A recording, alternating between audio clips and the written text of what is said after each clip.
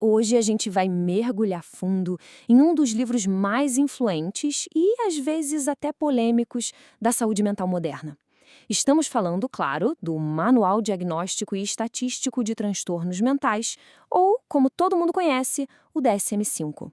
Se alguém perguntasse qual é o livro que praticamente define a prática da saúde mental hoje em dia, pois é, quem pensou no DSM-5 acertou em cheiro. Esse manual é literalmente a espinha dorsal do diagnóstico para milhões de profissionais no mundo todo. Para a gente conseguir desvendar esse guia, vamos passar por 5 pontos principais. Primeiro, o que é exatamente o DSM-5? Depois, como ele é organizado por dentro. A gente vai ver também como ele categoriza a experiência humana, dá uma olhada de perto em como um transtorno é descrito e, por fim, entender qual é o papel dele no mundo real na prática. Então, vamos direto ao ponto, o que é esse tal de DSM-5 e por que ele se tornou essa base tão sólida para a psiquiatria moderna? Bom, de forma bem simples, o DSM é o manual oficial que os profissionais de saúde mental usam para diagnosticar transtornos mentais. A grande sacada dele é fornecer uma linguagem comum e critérios bem claros para todo mundo seguir a mesma linha. Uma analogia que ajuda muito a entender é pensar nele como se fosse um dicionário, sabe? Ou um guia de campo, daqueles de biologia.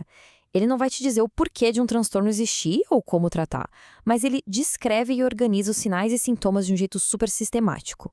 E olha, uma coisa muito importante é que o DSM-5 não é a obra de uma pessoa só, de um gênio solitário. Longe disso.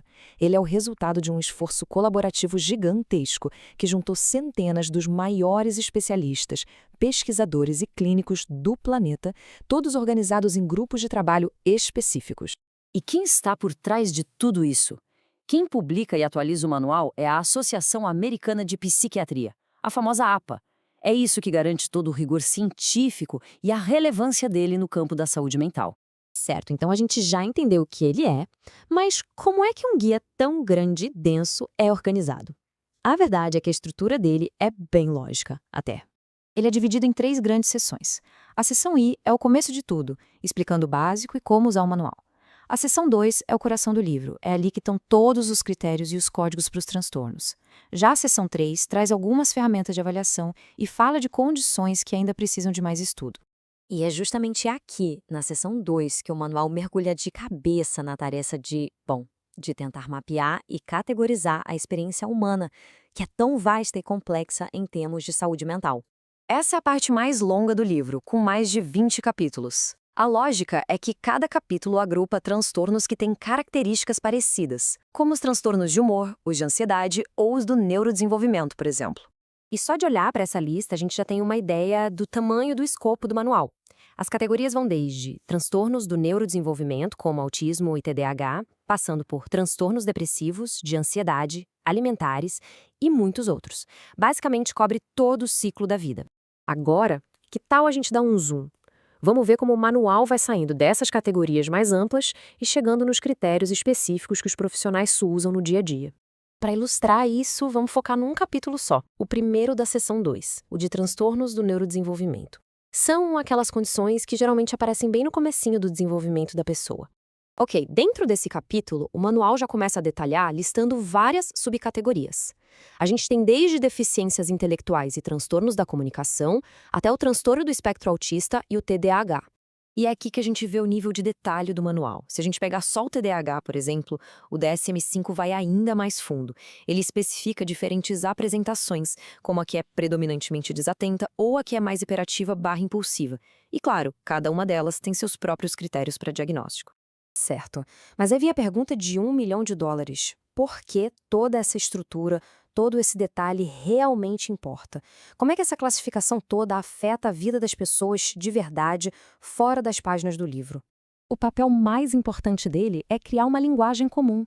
Pensa só, quando um clínico aqui no Brasil e um pesquisador lá no Canadá falam sobre transtorno depressivo maior, eles estão falando exatamente da mesma coisa, do mesmo conjunto de critérios. E isso só é possível por causa do DSM.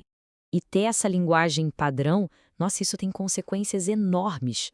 É isso que guia o diagnóstico, que ajuda a planejar um tratamento, que garante que pesquisas científicas possam ser comparadas entre si, é usada até para processar pedidos de seguro-saúde e influencia as políticas públicas de saúde. Ou seja, para um clínico na ponta, ele é um guia essencial para chegar num diagnóstico que seja consistente e confiável. Já para um pesquisador, é uma ferramenta indispensável para ter certeza que todo mundo que participa de um estudo sobre, sei lá, ansiedade social, realmente se encaixa nos mesmos critérios. Isso deixa a ciência muito mais forte. E tudo isso leva a gente para uma reflexão final, né? O DSM-5 não é um livro sagrado escrito em pedra. Ele é um documento vivo. Ele representa o nosso melhor entendimento sobre a mente humana hoje. Então, ele é menos um mapa definitivo do território e mais uma bússola, que vai continuar sendo ajustada e refinada conforme a nossa jornada de conhecimento avança.